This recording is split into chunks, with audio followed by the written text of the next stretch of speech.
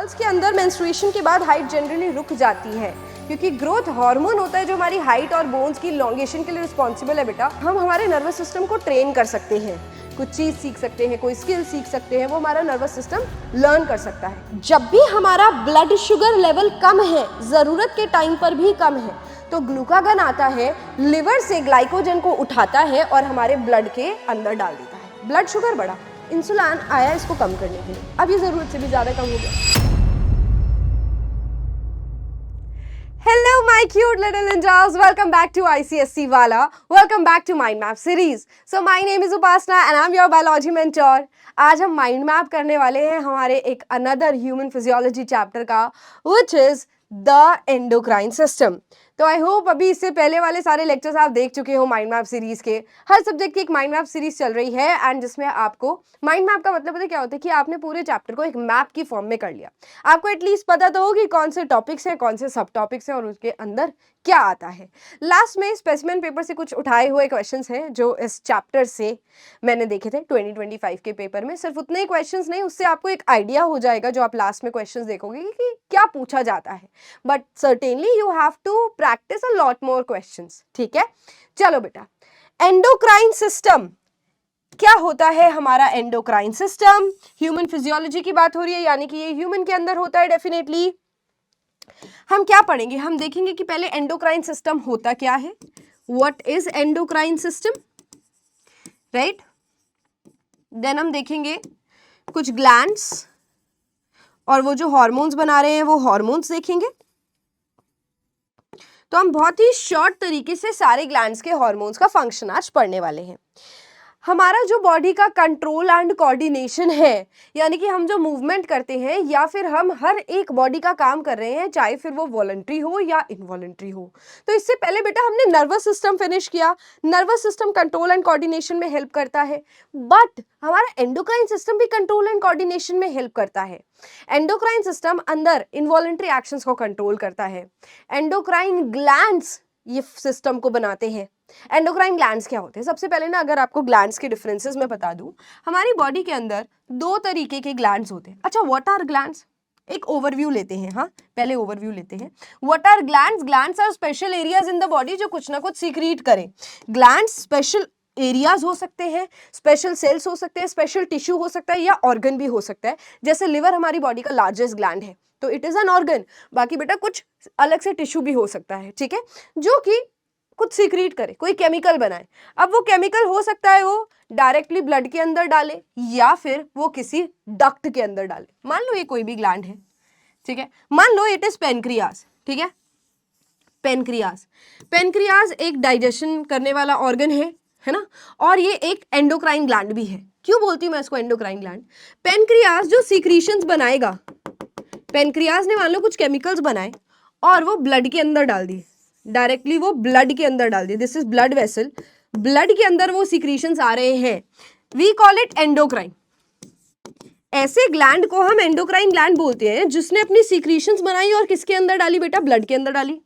और वहीं पर पेनक्रियाज जब अपनी सीक्रीशंस को एक ट्यूब के अंदर डाल दे, एक डक्ट के अंदर डाल दे, बेकार सी डक्ट बन गई, रुक जाओ ठीक करने दो, एक डक्ट के अंदर डाल दे बेटा, है ना, डक्ट के अंदर डाल दे अपनी सीक्रेशंस को, तब हम इसको एक्सोक्राइन ग्लैंड बोलते हैं। एक्सोक्राइन ग्लैंड बोलते हैं। कोई भी अगर ग्लैंड अपनी सीक्रेशंस को डक्ट के अंदर डाल रहा है तो वो एक्सोक्राइन, और डायरेक्टली ब्लड के अंदर डाल रहा है तो एंडोक्राइन। हमने एंडोक्राइन ग्लैंड्स के बारे में पढ़ना है। पेनक्रियाज यहां पर दोनों का काम कर रहे हैं। पेनक्रियाज एक्सोक्राइन भी होता है, पेनक्रियाज एंडोक्राइन भी होता है, बट देयर आर ग्लैंड्स जो कि कंप्लीटली एंडोक्राइन है और जो कि कंप्लीटली एक्सोक्राइन है। जैसे हमारे माउथ में सलाइवरी ग्लैंड्स होते हैं बेटा, वो एक्सोक्राइन ग्लैंड्स है। बट इस चैप्टर के अंदर हम जो ग्लैंड्स पढ़ते हैं, पिट्यूटरी ग्लैंड, पेनक्रियाज, है ना, थायराइड ग्लैंड, ये सारे के सारे ग्लैंड्स एंडोक्राइन है। एंडोक्राइन ग्लैंड्स जो सीक्रेशंस बनाता है उसको हम हार्मोन्स बोलते हैं। एंडोक्राइन ग्लैंड जो केमिकल बनाता है उसको हम हार्मोन्स बोलते हैं, ठीक है। So this was the overview, what is the difference between these glands. अब हमें कौन कौन से ग्लैंड्स पढ़ने हैं? Mainly endocrine glands. देखो कौन से पढ़ने हैं तुमको। एक तो तुमको पिट्यूटरी ग्लैंड पढ़ना है इसके अंदर, पिट्यूटरी ग्लैंड, ठीक है। फिर आपको थायराइड ग्लैंड पढ़ना है, thyroid gland.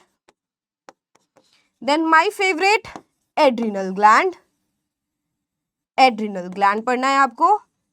And lastly pituitary, thyroid, adrenal gland and one more gland you have to study, pancreas, pancreas, yes. फिर आपको एक और पढ़ना है पेनक्रियास। इतने ही नहीं होते बेटा, और भी होते हैं ग्लैंड्स तो। पेनक्रियास, ये 4 ग्लैंड्स आपको पढ़ने हैं, डिटेल में पढ़ने हैं, इनकी सिक्रीशन, इनके हार्मोन्स कौन से हैं, उनका फंक्शंस क्या है। बट और भी ग्लैंड्स होते हैं, जैसे पैराथायराइड ग्लैंड इज देयर, ठीक है, testis and ovary are also the glands. वो सारे ग्लैंड्स के फंक्शंस आपको नहीं पढ़ने, ये 4 मेन पढ़ने हैं। रेडी? अब ये ग्लैंड्स क्या बनाते हैं? हार्मोन बनाते हैं। हार्मोन होता क्या है? Hormone are the chemicals, hormone are the chemicals. वो हार्मोन जो केमिकल्स बनेंगे वो कुछ पर्टिकुलर अपना फंक्शन कर रहे होंगे। अगर इन हार्मोन्स का सीक्रीशन नॉर्मल से बहुत ज्यादा हो गया, हाइपर सीक्रीशन हो गया, ओवर सीक्रीशन हो गया, तो भी बीमारी हो जाती है। और अगर इन हार्मोन्स का सीक्रीशन नॉर्मल से कम है तो भी बीमारी हो जाती है। सो ओवर सीक्रीशन यार तो भी स्यापा, और अगर कम सीक्रीशन तो भी स्यापा है। पहले हार्मोन्स के ना कुछ बेसिक कैरेक्टर्स पढ़ेंगे, बट उससे पहले एंडोक्राइन ग्लैंड्स केमिकल्स बनाते हैं जिनको हार्मोन्स बोलते हैं, ये मैंने आपको बताया है। हार्मोन्स बहुत इंपॉर्टेंट सीक्रीशंस होती हैं हमारी बॉडी की एक्टिविटीज को कंट्रोल करने के लिए। अब नर्वस सिस्टम आपने पढ़ लिया, एंडोक्राइन सिस्टम तुम आज पढ़ लोगे। एंडोक्राइन सिस्टम को हम हार्मोनल सिस्टम भी बोल सकते हैं, क्योंकि इसके अंदर हार्मोन्स का ही तो रोल है। एंडोक्राइन सिस्टम के अंदर एंडोक्राइन ग्लैंड्स आते हैं बेटा, और वो हार्मोन सीक्रेट करते हैं, तो हार्मोन्स का कंट्रोल होगा। आओ पहले हम देखते हैं कि नर्वस सिस्टम भी कंट्रोल कोऑर्डिनेशन करता है, एंडोक्राइन सिस्टम भी कंट्रोल एंड कोऑर्डिनेशन करता है, बट इनके बीच में डिफरेंसेस क्या है। बेटा नर्वस सिस्टम जब भी कोई एक्शन लेता है ना, तो वो इमीडिएट या क्विक एक्शन लेता है, जल्दी रिस्पॉन्ड करता है। बट हमारे हार्मोन्स धीरे धीरे रिलीज होंगे, धीरे धीरे अपना काम करेंगे। ये केमिकल्स हैं, तो ब्लड में केमिकल की फॉर्म में एक जगह से दूसरी जगह जाते, बट नर्वस सिस्टम में जो सिग्नल जा रहा था that was with the help of neurons, है ना। सो न्यूरॉन्स के अंदर सिग्नल जाता है या तो in the form of electrochemical या फिर सिर्फ in the form of chemicals जिनको हम न्यूरोट्रांसमीटर्स बोलते हैं। Then effect is short term और लॉन्ग लास्टिंग। हार्मोन्स का जो असर होता है बेटा वो हो सकता है कि थोड़ी देर के लिए हो या फिर लंबे समय के लिए भी हो, बट नर्वस सिस्टम में जो सिग्नल जाता है दैट इज वेरी शॉर्ट, बहुत जल्दी से सिग्नल जाएगा, अपना काम करेगा और आ जाएगा, ठीक है। Then it effects different organs wide spread in the body. बेटा अभी हमने ग्लैंड्स के नाम पढ़े, और भी मैंने बोला कि 4 ग्लैंड्स आपको पढ़ने हैं, बट देयर आर और ग्लैंड्स आल्सो जिनके फंक्शंस हो सकते हैं। तो देयर आर डिफरेंट ऑर्गन्स जो अलग अलग हार्मोन्स बना रहे हैं। But when we talk about nervous control, nervous system, तो ये अपने एक पर्टिकुलर मसल और ग्लैंड पर ही असर डालता है। हमारा जो हार्मोनल कंट्रोल है वो अलग अलग जगह असर डाल सकता है। हार्मोन्स की खास बात पता क्या होती है कि बनते कहीं और से हैं, काम कहीं और जाकर करते हैं। इट इज सेम लाइक कि जो लोग घर से बाहर निकले हुए हैं बेटा जॉब करने के लिए, है ना, होम टाउन कहीं और है, जैसे मेरी तरह मेरा होम टाउन कहीं और है, मैं तुम्हें पढ़ाने के लिए कहीं और आती हूँ, है ना। सो मैं बनती कहीं और हूँ, मतलब मेरा जन्म कहीं और हुआ, बट मैं काम करने के लिए कहीं और जा रही हूँ, right. So can effect growth, growth पर असर डालता है हमारा हार्मोन। जैसे अगर आपकी ग्रोथ रुक गई है, हाइट रुक गई है, so that means it is hormonal. Girls के अंदर मेंस्ट्रुएशन के बाद हाइट जनरली रुक जाती है, क्योंकि ग्रोथ हार्मोन होता है जो हमारी हाइट और बोन्स की लॉन्गेशन के लिए रिस्पॉन्सिबल है बेटा, उसका सीक्रीशन कम हो जाता है, दैट इज वाई हमारी हाइट रुक जाती है। इसमें देखो ये कोई ग्रोथ से इसका कोई लेना देना नहीं है, ठीक है। आगे देखो, can bring about specific chemical changes and regulates metabolism.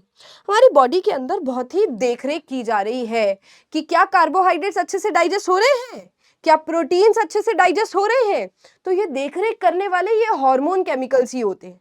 But nervous system के अंदर कोई ऐसा नहीं है कि इसका कोई बेटा लेना देना नहीं है मेटाबॉलिज्म से, है ना, या फिर हमारी बॉडी के अंदर कोई केमिकल चेंज होता है, कोई लेना देना नहीं है। केमिकल चेंज मतलब नाम से पता चल रहा है ना, केमिकल्स क्या है, हार्मोन्स है, तो वो हार्मोन्स का चेंज हार्मोन की सिक्रीशन पर डिपेंड करेगा। तो hormonal system controls the chemical का amount and it controls the metabolism. Nervous system का इससे कोई लेना देना नहीं है।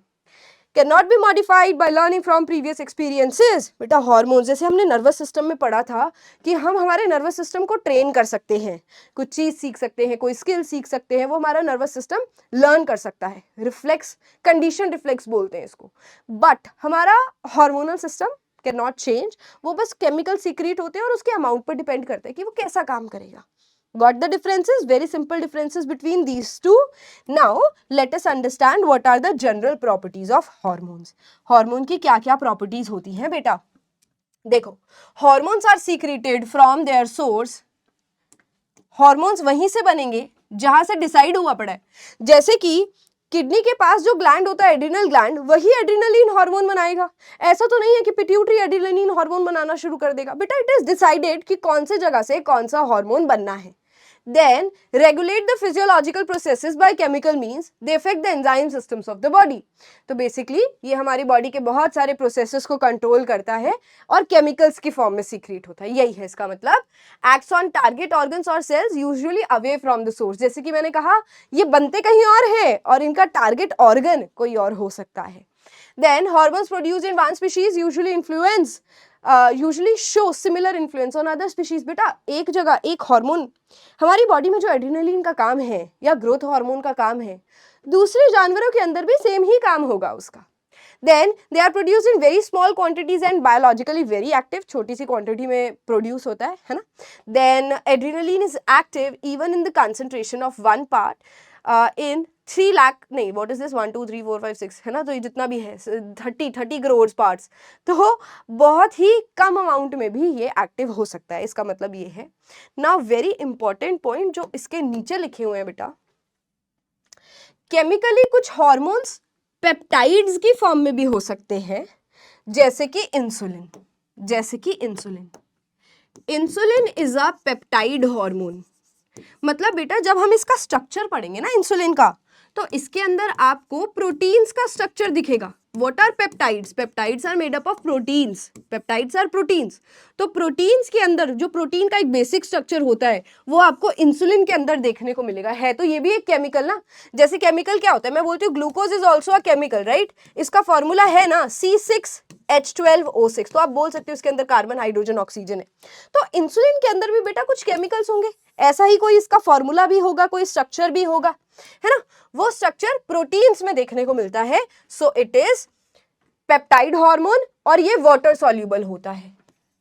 It is water soluble. तभी ये बेटा हमारे ब्लड में प्रोड्यूस होता है, मतलब ब्लड में मूव कर सकता है. प्रोड्यूस तो ये पेनक्रियाज में होता है, बट ये हमारे ब्लड में मूव कर सकता है, काम कर सकता है, क्योंकि ये वाटर सॉल्यूबल है. उसके बाद दूसरा देखो, some are amines derived from amino acids such as adrenaline and it is also water soluble. अब आपका एक दूसरा हार्मोन है एड्रीनलिन. एड्रीनलिन के अंदर भी it is derived from amino acids. ठीक है, अमीनो एसिड्स प्रोटीन की सबसे छोटी फॉर्म को बोला जाता है और ये भी वाटर सॉल्यूबल है. लास्ट पॉइंट देखो, सम आर स्टीरॉइड्स. जो स्टीरॉइडल हार्मोन्स होते हैं they are fat soluble. Lipid soluble मतलब बेटा fat soluble, and they are derived from cholesterol.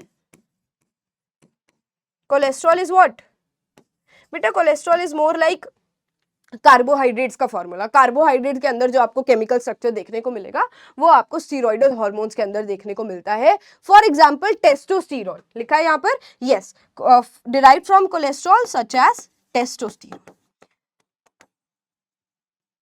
ठीक है, दिस इज इंपॉर्टेंट, इसको नहीं भूलेंगे. आगे आ जाओ. Now we should understand, we can jump to the hormones. सबसे पहला हार्मोन कौन सा है हमारे पास? Adrenal cortex. बेटा इसकी कॉपी बनाएंगे और इसको समझेंगे. देखो बच्चा, सबसे पहला हार्मोन देखो, सबसे पहला है हमारे पास, सबसे पहला ग्लैंड देखो, एड्रिनल ग्लैंड. जब भी मैं बात करूं ना एड्रिनल की, तो एड्रिनल मतलब जो किडनी के पास है, क्यों ना हम थोड़ी सी और जगह बना लें यहाँ पर इसको लिखने के लिए. ये एरिया हम हमारा यूज करेंगे फॉर राइटिंग एक्स्ट्रा पॉइंट्स, क्योंकि ये टेबल हमने डुप्लीकेट कर ली है. वैसे माइंड मैप का मतलब तो यही होता है बेटा कि हम थोड़ी थोड़ी जगह में, है ना, मतलब लाइक इन बेसिकली एक ही मैप में हम सब कुछ समझ लें. माइंड मैप का मतलब ये होता है. बट यहाँ पर थोड़े चैप्टर्स लेंदी हैं एंड हम सब कुछ डिटेल में ही कर रहे हैं ऑलमोस्ट. सो इट्स ओके, हमने अब जगह बना ली है और हम इसको अच्छे से समझ सकते हैं। क्या बोला है बेटा? Adrenal gland. Adrenal gland kidney के ऊपर लोकेटेड होता है। तो हमारे पास है पेयर ऑफ किडनीज, किडनी के पास ही, किडनी के सर के ऊपर, हेड के ऊपर ही एड्रिनल इसका नाम है। तुम्हें पता है एड्रिनल क्यों आया? एड मतलब क्लोज, रेनल मतलब किडनी, है ना? एड मतलब शायद टॉप होता है। तो किडनी के ऊपर, किडनी के टॉप पर ये दो ग्लैंड्स पड़े हुए हैं टोपी वाले। अब ये जो एड्रिनल ग्लैंड है बेटा, इसके दो एरियाज हैं। एक बाहर वाला एरिया है जिसको हम कॉर्टेक्स बोलते हैं, एड्रिनल कॉर्टेक्स, और एक अंदर वाला एरिया है जिसको हम मेड्यूला बोलते हैं, जिसमें मैं अभी येलो कलर करने वाली हूँ। ये अंदर वाला मेड्यूला है, बाहर वाला कॉर्टेक्स है। दोनों ही अलग अलग हार्मोन सीक्रेट कर रहे हैं। कॉर्टेक्स जो है वो अलग हार्मोन सीक्रेट कर रहा है और जो अंदर एरिया है, मेड्यूला एरिया है, वो अलग हार्मोन सीक्रेट कर रहा है। तो इसलिए हमने इसको दो पार्ट्स में डिवाइड करा। एक है हमारे पास कॉर्टेक्स के हार्मोन्स, कौन कौन से हैं? 3 है बेटा। कॉर्टेक्स से बाहर रिलीज होने वाले, बाहर से रिलीज होने वाले ये कॉर्टेक्स एरिया है, एड्रिनल कॉर्टेक्स, इससे रिलीज होने वाले 3 हार्मोन्स अपने को पढ़ने हैं। कौन कौन से? One is your mineral corticosides, mineral corticosteroids, mineral corticosteroids, नाम से ही पता चल रहा है बेटा। मिनरल कौन से होते हैं हमारी बॉडी के अंदर? ये मिनरल्स को रेगुलेट करते हैं। जैसे कि हमारी प्लाज्मा के अंदर, ब्लड के अंदर प्लाज्मा है, उसके अंदर सोडियम और पोटेशियम आयंस है, तो ये आयंस के कंसंट्रेशन को बैलेंस करता है। अगर सोडियम और पोटेशियम आयंस का कंसंट्रेशन ज्यादा हो गया तो वो हमारे यूरिन में निकाल दिया जाता है। अगर कम हो गया बेटा तो हमारी बॉडी कुछ रिस्पॉन्स शो करती है। तो जितना भी आपने न्यूट्रिशन लिया उसमें सोडियम और पोटेशियम का आयन का बैलेंस मेंटेन करने का काम मिनरल कॉर्टिकोसॉइड्स का होता है, फॉर एग्जांपल एल्डोस्टेरोन। फिर इसी से ही एक दूसरा हार्मोन निकला, ग्लूकोकॉर्टिकोइड्स।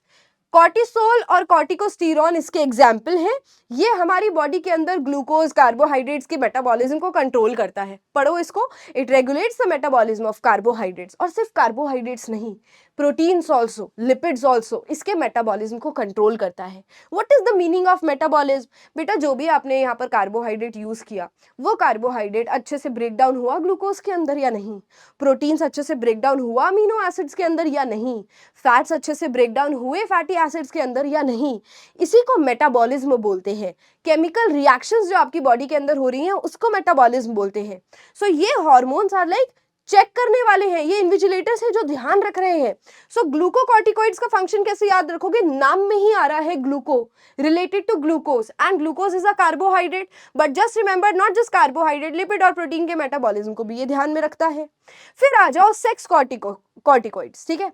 अब सेक्स कॉर्टिकोइड्स आपके गोनाड्स पर एक्ट करेंगे, यानी कि stimulates development of external sex characters in males and in females also. ये टेस्टिस और ओवरी के सीक्रीशंस का ध्यान रखता है। मेल्स में टेस्टिस टेस्टोस्टेरॉन बनाता है, फीमेल्स में ओवरी एस्ट्रोजन और प्रोजेस्टेरॉन हार्मोन बनाती हैं। तो इन हार्मोन के सीक्रीशन का ध्यान रखना कौन से हार्मोन का काम है? सेक्स कॉर्टिकोइड्स का, ठीक है? इसको एड्रिनल एंड्रोजेंस भी बोलते हैं। तो एक बार रिपीट करते हैं। किडनी के ऊपर है हमारे पास एड्रिनल कॉर्टेक्स, है ना? बाहर वाला एड्रिनल कॉर्टेक्स, उसके 3 हार्मोन्स बने, mineral corticoids and glucocorticoids and sex corticoids, ठीक है? Sex corticoids. आगे देखो, एक है फिर एड्रिनल मेड्यूला। मेड्यूला अंदर वाले एरिया को बोलते हैं बच्चा। ये मेड्यूला पोर्शन है, this portion is medulla. White colour देते हैं इसको, दिस इज मेड्यूला। ये मेड्यूला आपका फेवरेट हार्मोन बनाता है, which is adrenaline hormone. Adrenaline hormone को एपिनेफ्रीन भी बोलते हैं। एड्रिनलिन हार्मोन,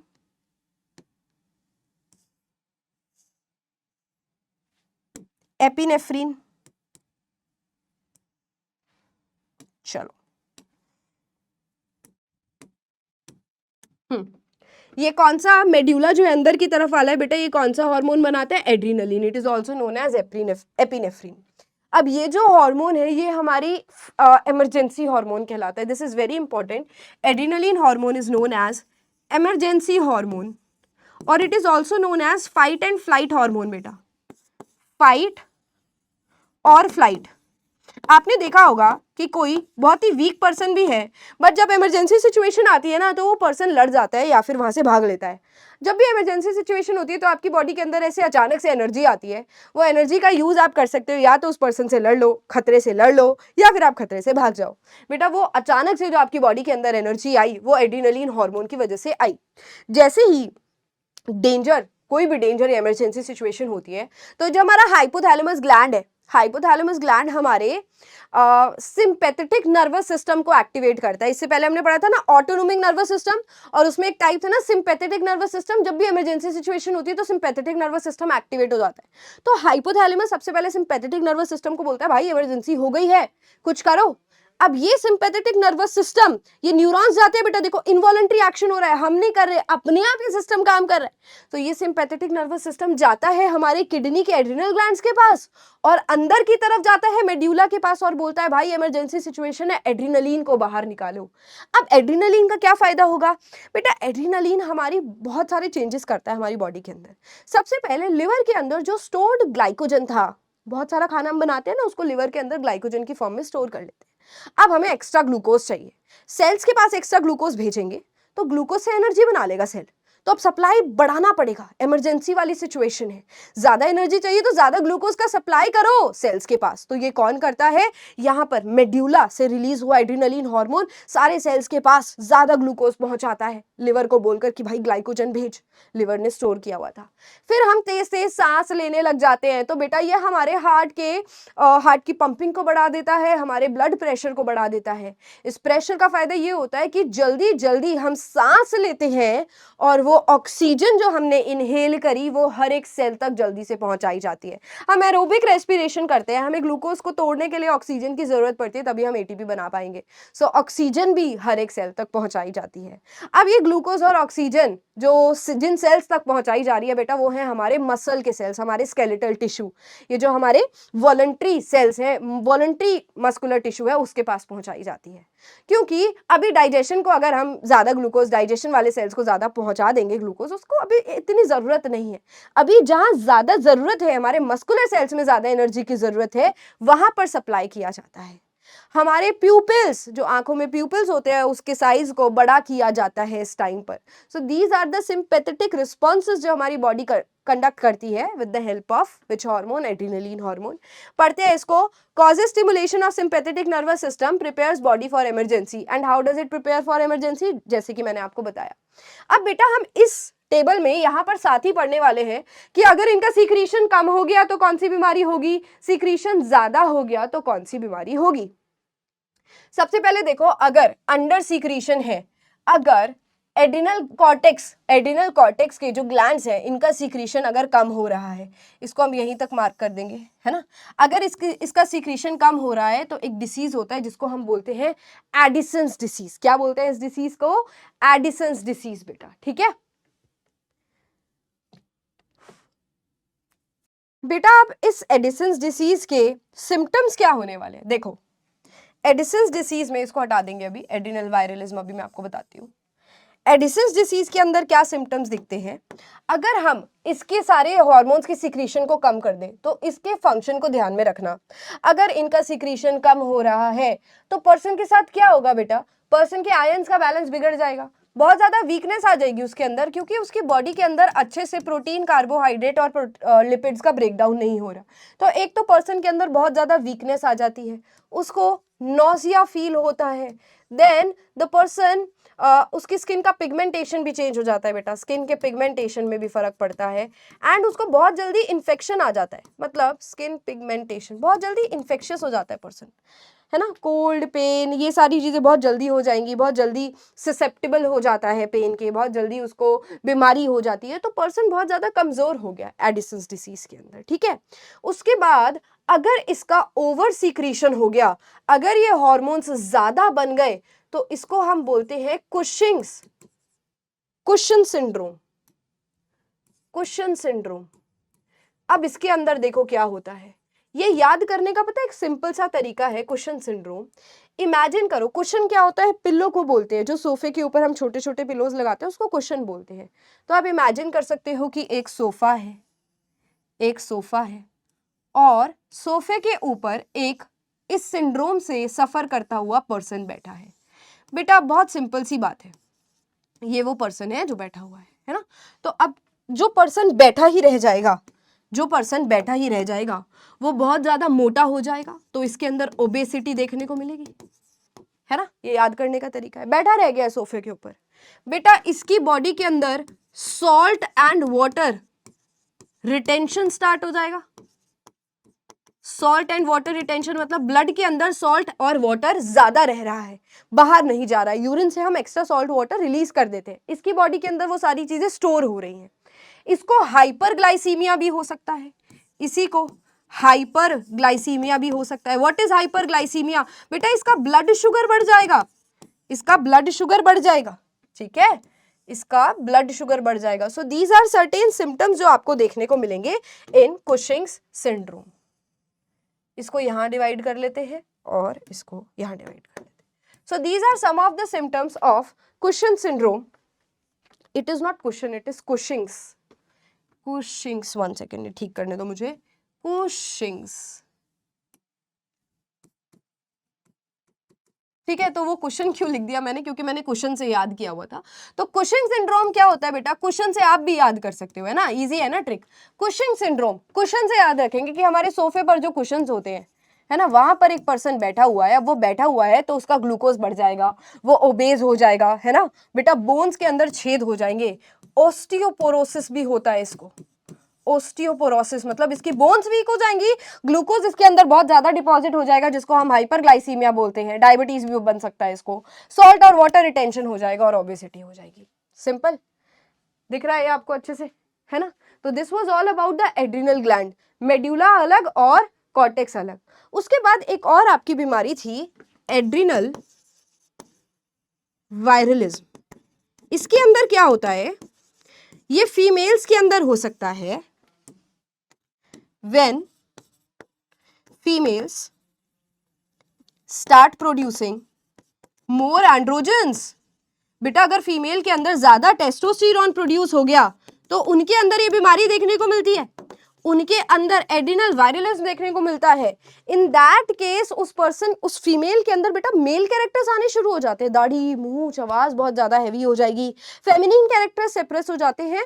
मेल कैरेक्टर्स जो अदर सेकेंडरी सेक्सुअल कैरेक्टर्स होते हैं ना बेटा, वो डेवलप होने स्टार्ट हो जाते हैं। जैसे कि मैंने कहा कि बहुत ज्यादा फेशियल हेयर्स देखने को मिलते हैं, जो फेमिनिन ग्रोथ होती है वो रिटार्ड हो जाती है। So this is the case of adrenal virilism. Now moving on, हमारे पास दूसरी बीमारी कौन सी है? पहले तो दूसरा ग्लैंड पढ़ते हैं। Second gland is your pancreas. Pancreas, पहले हम ऊपर वाली थोड़ी जगह बनाएंगे क्योंकि हम बहुत सारे नोट्स भी साथ साथ लिख रहे हैं। अगर मैं पेनक्रियाज की बात करूं तो पेनक्रियाज इज हेट्रोट्रॉफिक ग्लैंड बेटा, एक ऐसा ग्लैंड जो कि मिक्स्ड ग्लैंड है। स्टार्टिंग में ही देखा ना हमने कि ये एक्चुअली एक्सोक्राइन ग्लैंड भी है।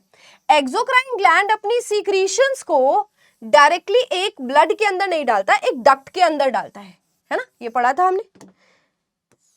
सो अभी तो हम एंडोक्राइन ग्लैंड पढ़ रहे हैं, तो अभी तो हमें ये देखना है that how it is endocrine in nature. Pancreas बिल्कुल स्टमक के नीचे प्रेजेंट होता है बेटा, लीफ जैसा ग्लैंड होता है। इसके अंदर आपको छोटे छोटे ग्रुप ऑफ सेल्स दिखते हैं, ग्रुप ऑफ सेल्स। ऐसा लगता है आइलैंड की तरह। आइलैंड होता है ना, आइलैंड क्या होता है कि मतलब एक एरिया है और उसके चारों तरफ पानी है, तो इन्होंने भी सेल्स का ऐसे ग्रुप बना लिया बेटा, and we call it isles of Langerhans. ठीक है, these are island like cells. ऐसे सेल्स हैं जैसे आइलैंड की तरह हो। अब इनके अंदर भी 3 अलग अलग तरीके के सेल्स हैं। आपको तीनों नहीं पढ़ने, आपको 2 सेल्स याद करने हैं। एक होते हैं बेटा अल्फा सेल्स, अल्फा सेल्स। एक होते हैं इनके अंदर बीटा सेल्स, और एक होता है बेटा इनके अंदर डेल्टा सेल्स, जो सोमैटोस्टैटिन हार्मोन बनाता है, आपको पढ़ना नहीं है। अल्फा सेल्स ग्लूकागन हार्मोन बनाता है, ग्लूकागन, और बीटा सेल्स इंसुलिन हार्मोन बनाते हैं। अब मैं आपको एक छोटी सी ट्रिक बताती हूँ उसको याद करने के लिए।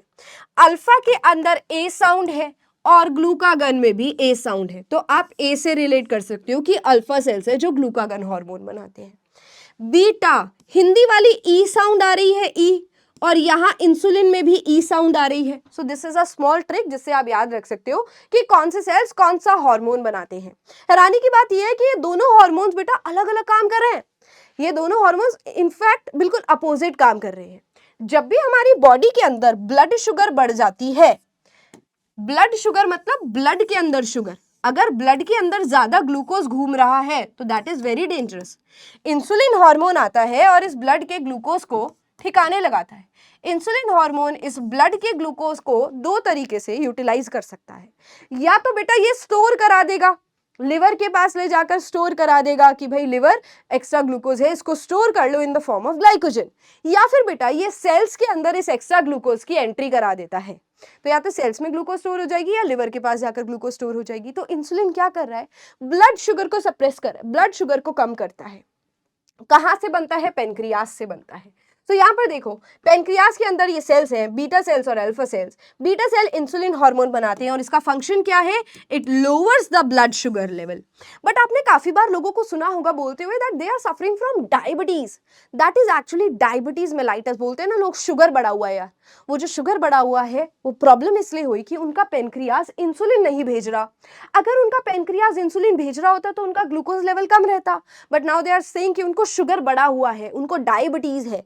Actually that diabetes is diabetes mellitus, जिसके अंदर ब्लड शुगर बढ़ा हुआ है क्योंकि इंसुलिन कम हो गया है। So it is caused due to insulin deficiency. ये किसकी वजह से होता है, इंसुलिन डेफिशिएंसी की वजह से होता है।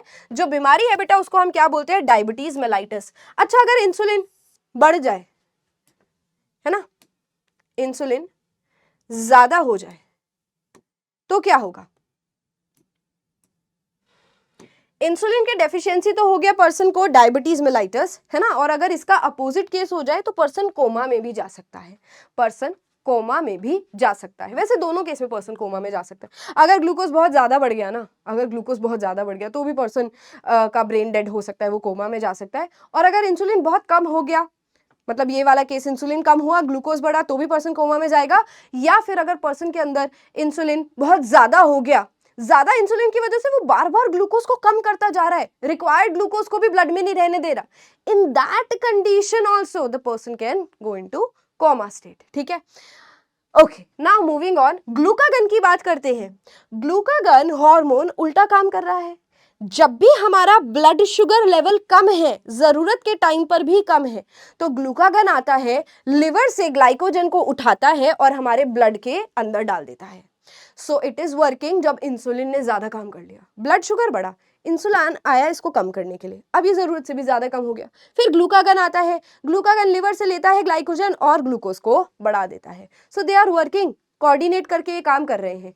ग्लूकागन ब्लड शुगर लेवल को बढ़ा देता है। क्लियर है यहाँ तक, ठीक है, इसका कोई डिसीज नहीं पड़ना है आपको। फिर आ जाओ थायराइड के ऊपर। Thyroid gland, what is the location of thyroid gland. अच्छा पेनक्रियाज की लोकेशन क्या है, pancreas is located just below the stomach, just below the stomach बेटा। ठीक है, ये दो हार्मोन सीक्रेट करता है, very important. Now is thyroid gland, it is located in the neck region बेटा, ये नेक रीजन में लोकेटेड होता है। और अगर हम इसकी शेप देखें तो it is butterfly shaped, butterfly जैसा दिखता है ये, ठीक है, बटरफ्लाई शेप्ड।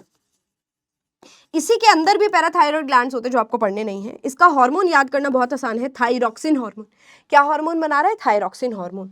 अब थायरॉक्सिन हार्मोन क्या करता है, थायरॉक्सिन हार्मोन हमारे बॉडी के अंदर कैल्शियम आयंस को रेगुलेट करता है, हमारी बॉडी के अंदर कैल्शियम आयंस को रेगुलेट करता है from blood to bones, promotes movement of calcium ions from blood to bones.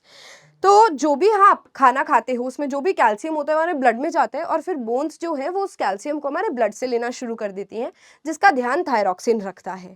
Thyroxine की डेफिशिएंसी से एक बीमारी हो जाती है जिसको हम बोलते हैं गोइटर। क्या बोलते हैं, गोइटर।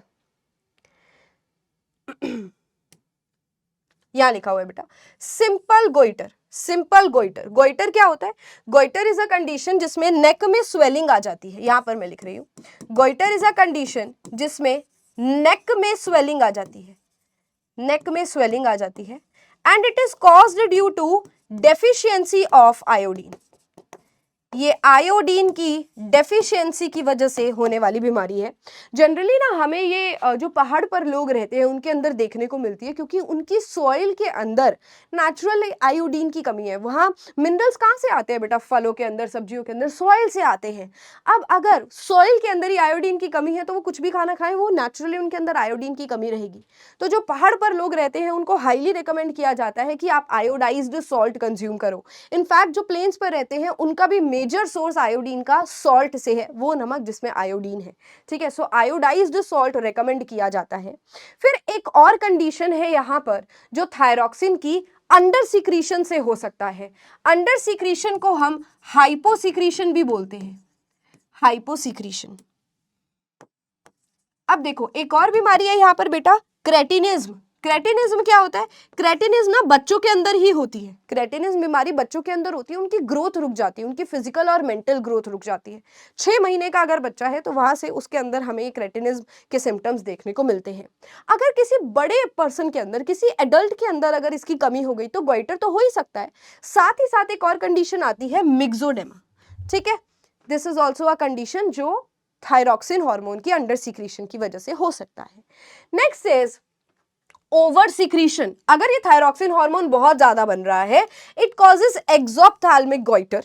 एक्सोप्थैल्मिक गोइटर, इसके अंदर पर्सन की प्रोट्रूडिंग आईज, मतलब आप समझते हो कि आईज जो है वो बाहर की तरफ निकलने को होती है, यहाँ पर स्किन अंदर की तरफ हो जाएगी, आंखें बिल्कुल बाहर निकलने को होती हैं। एंड ये ज्यादा मेटाबॉलिज्म करा देगा। देखो हार्मोन ज्यादा बढ़ रहा है, ये नॉर्मल से ज्यादा मेटाबॉलिज्म करा रहा है। दैट मीन्स पर्सन बहुत ज्यादा हाइपर रहता है, उसको बहुत बेचैनी होती है, जिसको हम रेस्टलेसनेस बोलते हैं। So this condition is exophthalmic goitre, exophthalmic goitre. ठीक है, आप अगर इसका स्क्रीनशॉट ले रहे हो तो स्क्रीनशॉट भी ले सकते हो, या फिर अगर आप इसके नोट्स बना रहे हो तो आप नोट्स भी बना सकते हो। Okay, now next is another table जिसमें हम बात करेंगे पिट्यूटरी ग्लैंड के बारे में। देखो पिट्यूटरी ग्लैंड ना बहुत सारे हार्मोन सीक्रेट करता है। पिट्यूटरी ग्लैंड जो है वो हमारे मिड ब्रेन में, मिड ब्रेन के ऊपर लोकेटेड होता है ना। तो इसकी अगर लोकेशन की बात करें, it is located in brain बेटा। और ये वैसे फोर ब्रेन का पार्ट है ना, फोर ब्रेन का पार्ट है, यहाँ लिख देती हूं मैं, part of fore brain basically.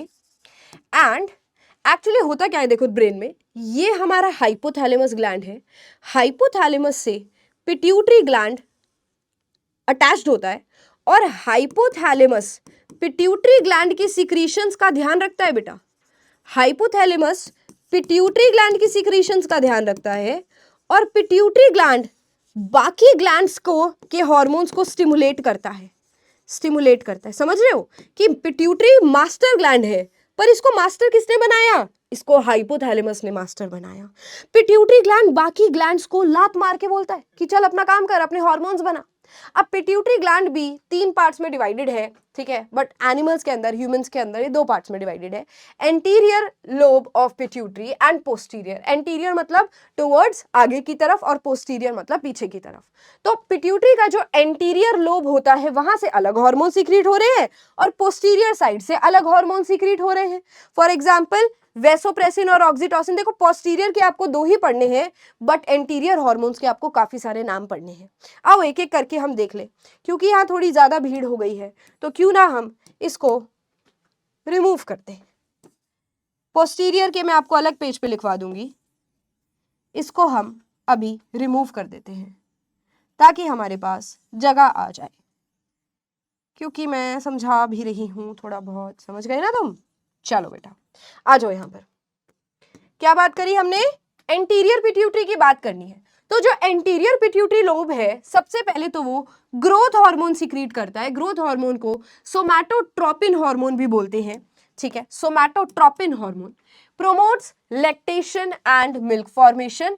Body की ग्रोथ तो कराते ही कराते हैं, साथ ही साथ ना ये प्रोलैक्टिन हार्मोन की सिक्रीशन कराता है, खुद नहीं करता है, इंड्यूस करता है, स्टिमुलेट करता है।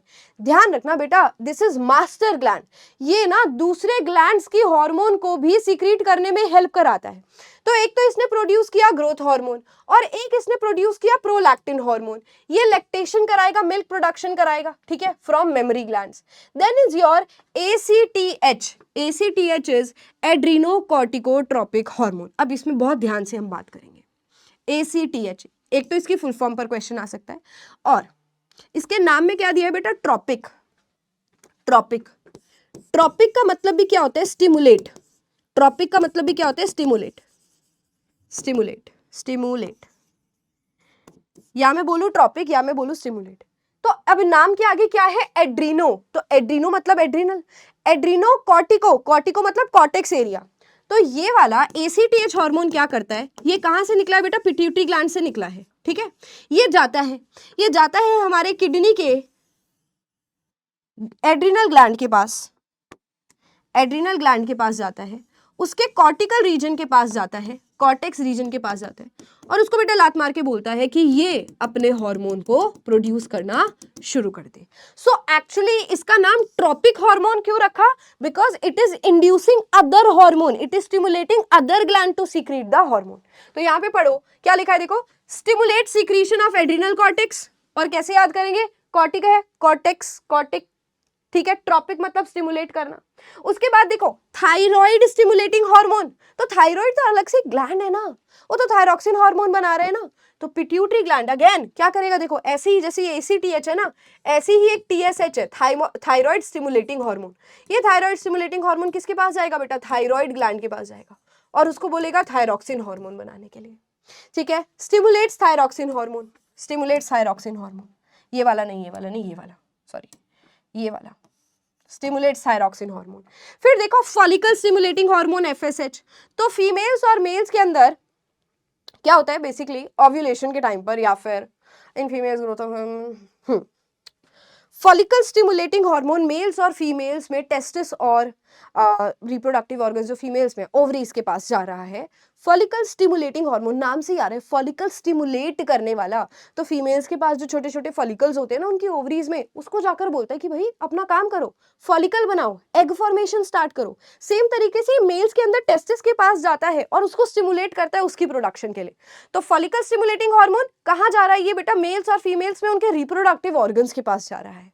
Then is luteinizing hormone, luteinizing hormone भी क्या करता है, सेम काम कर रहा है बेटा। ल्यूटिनाइजिंग हार्मोन भी फीमेल्स में स्टिमुलेट करता है the production of the hormones जो ओवरी से निकलने हैं, जो टेस्टिस से निकलने हैं। तो इन दोनों का कॉमन फंक्शन आप याद कर सकते हो, कोई बात नहीं, ये हो जाएगा।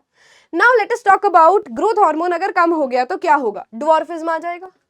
ड्वार्फिज्म क्या होता है, बहुत कम हाइट हो जाएगी अगर, तो उसको हम ड्वार्फिज्म बोलते हैं, ठीक है।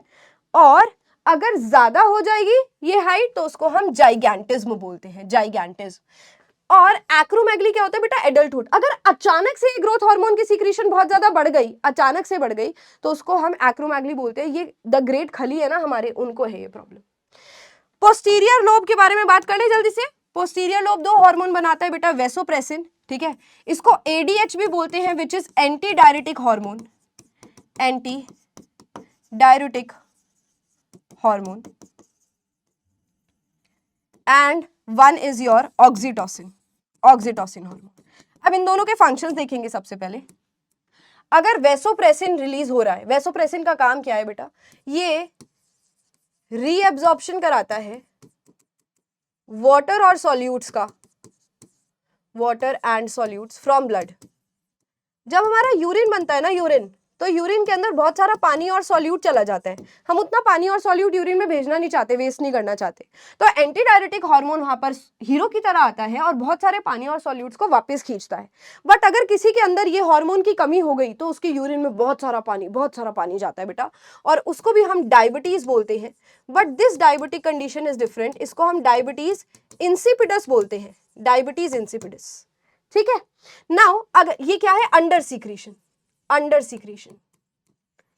Next is your oxytocin. Oxytocin female hormone है बेटा, ये यूटेरस के अंदर कॉन्ट्रैक्शन में हेल्प कराता है at the time of delivery, ठीक है। जब बच्चे की डिलीवरी होती है तो यूटेरस को कॉन्ट्रैक्ट कराना इंपॉर्टेंट है, ये ऑक्सीटोसिन यूटेरस कॉन्ट्रैक्शन में हेल्प कराता है। ये दोनों ही पोस्टीरियर लोब ऑफ पिट्यूटरी से रिलीज होने वाले हार्मोन्स हैं, posterior lobe of pituitary gland. तो ये आपको 4 मेन ग्लैंड्स पढ़ने थे, तो इनका माइंड मैप हमने देख लिया, एक तरीके से ओवरव्यू हमने देख लिया। Last is your feedback mechanism. Feedback mechanism क्या होता है, नेगेटिव फीडबैक पढ़ना है बेटा। नेगेटिव फीडबैक क्या होता है कि कोई हार्मोन बस बनता ही नहीं रहेगा, हमें कभी तो उसको रोकना भी है ना। हार्मोन बनता ही रहेगा तो दिक्कत हो जाएगी। तो यहां पर देखो क्या करेगा? सबसे पहले हाइपोथैलेमस ने स्टिमुलेट किया पिट्यूटरी ग्लैंड को थायराइड स्टिमुलेटिंग हार्मोन सिक्रीट करने के लिए। ये टीएसएच जाता है थायराइड ग्लैंड को और ये थायराइड ग्लैंड थायरॉक्सिन हार्मोन बना लेता है। ये नॉर्मल बात हो गई कि इसने इसको बोला और इसने इसको बोला, बट ये बनता ही थोड़ी रहेगा। जब थायरॉक्सिन नॉर्मल से ज्यादा हो जाएगा, इसका नॉर्मल से ज्यादा होना अपने आप में एक सिग्नल है, एक नेगेटिव फीडबैक है हाइपोथैलेमस के लिए। नेगेटिव फीडबैक किसके पास जाएगा? हाइपोथैलेमस के पास, ठीक है। और यहां तक ये थायरॉक्सिन का ज्यादा होना बेटा टीएसएच को भी रोकेगा, ये भी एक नेगेटिव फीडबैक है। So this is feedback mechanism, negative feedback, जो कि एक हार्मोन के ज्यादा होने की वजह से अपने आप पकड़ लिया जाता है कि हार्मोन ज्यादा हो गया भाई, अब सिक्रीशन को कम करो। Now these are the questions from this chapter. पहला है एड्रिनल ग्लैंड को इमरजेंसी हार्मोन क्यों बोलते हैं? क्योंकि ये फाइट एंड फ्लाइट हार्मोन है, इमरजेंसी सिचुएशन में बॉडी में चेंजेस करता है। एडीएच की फुल फॉर्म अभी अभी हमने पढ़ी, anti diuretic hormone. And give example of diuretic substance, बेटा tea, coffee, alcohol are the diuretic substances. Iodine का हमारे बॉडी में क्या रोल है? गोइटर होने से बचाते हैं, आयोडीन की डेफिशिएंसी से गोइटर हो जाएगा। और magnesium for green plants is important, बेटा फोटोसिंथेसिस से आ गया ये क्वेश्चन। क्लोरोफिल अगर हमें मेंटेन रखना है, क्लोरोफिल को हेल्दी रखने के लिए मैग्नीशियम इंपॉर्टेंट होता है। This was all about the mind map of this chapter my ninjas. हमने बहुत जल्दी इस चैप्टर को कंप्लीट किया, यही मेरा एक टास्क था, मेरा चैलेंज था कि मैं इसको बहुत जल्दी फिनिश करा दूं। एंड हमने इसको बहुत अच्छे से कंप्लीट किया है। सारे इंपॉर्टेंट पॉइंट्स, सारे डिसीजेस के नाम हमने डिस्कस करे हैं, नाम नहीं भूलना है ना। और जो छोटी छोटी ट्रिक्स मैं बताती हूँ उसको भी ध्यान रखना बेटा। Now I am ending, I will see you soon in the next class. I hope आपको मजा आया होगा। Bye bye now, take care of yourself.